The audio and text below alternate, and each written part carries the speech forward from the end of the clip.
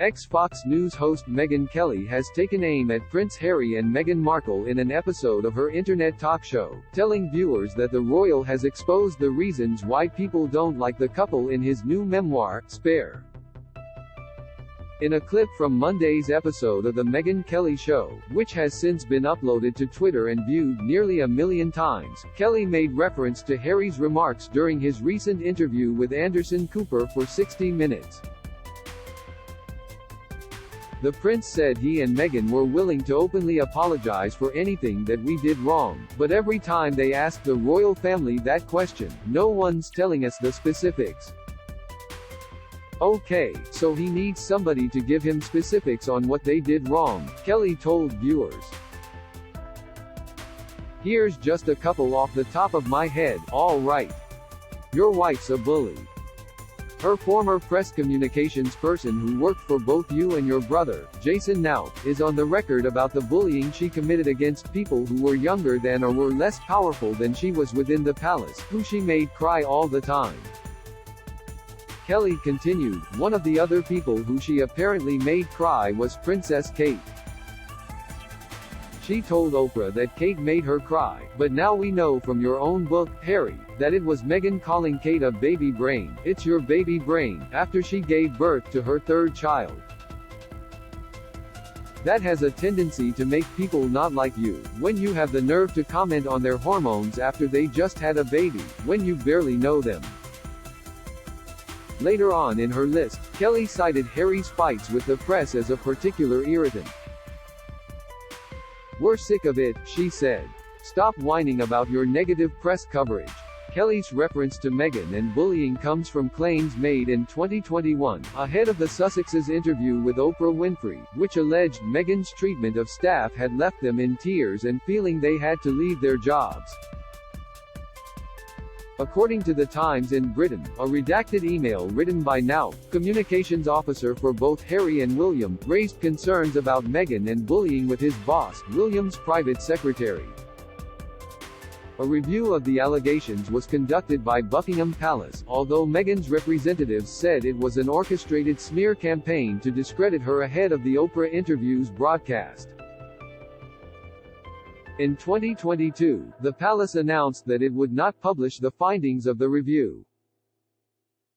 In his new memoir, Spare, Harry accuses William and King Charles' staff of enabling the press in the perceived smear campaign, if not outright collaborating.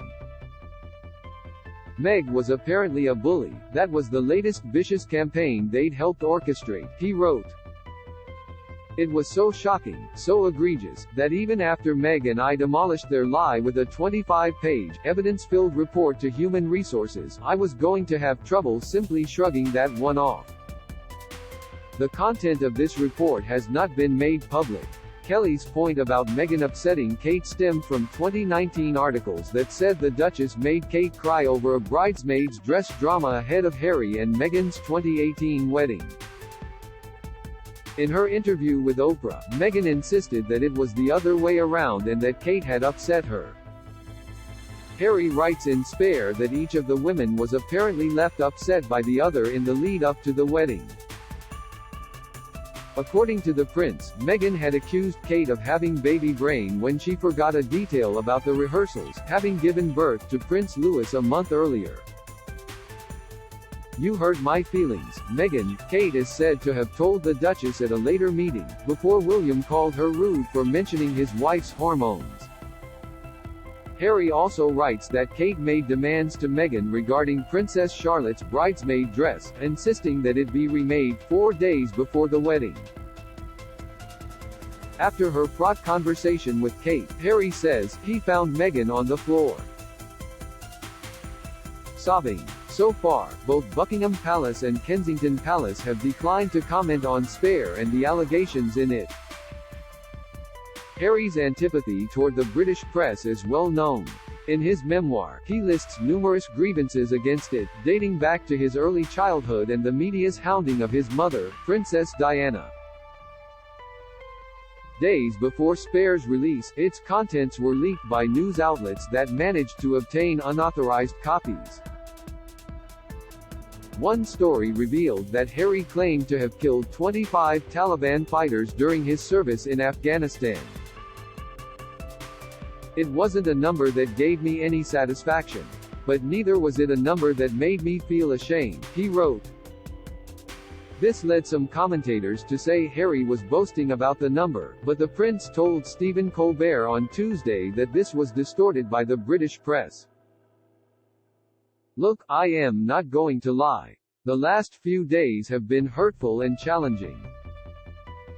Not being able to do anything about those leaks that you refer to, Harry told the late-night TV host. Without doubt, the most dangerous lie that they have told is that I somehow boasted about the number of people I killed in Afghanistan. Harry added that if I heard anyone boasting about that kind of thing I would be angry and that it's very disturbing that they can get away with it. The popularity of both the prince and his wife has taken a dive since Spears' revelations and the release of their recent 6-episode Netflix series, which presented some of their grievances against the royal family. The couple are now equally disliked by about 2/3 of the nation, 68%, according to a YouGov survey conducted after Spears' release on Tuesday. Both royals are now more unpopular with those over 65 than the disgraced Prince Andrew, who lost his public role as a royal after being accused of sexual assault by Jeffrey Epstein victim Virginia Giuffre. Andrew denies the allegations made against him but settled a lawsuit brought against him by Giuffre in 2022. Newsweek reached out to representatives of Prince Harry and Meghan Markle for comment. James Crawford Smith is Newsweek's royal reporter based in London. You can find him on Twitter at @JR Crawford Smith and read his stories on Newsweek's The Royals Facebook page. Do you have a question about King Charles III, William and Kate, Meghan and Harry, or their family that you would like our experienced royal correspondents to answer? Email royals@newsweek.com. We'd love to hear from you.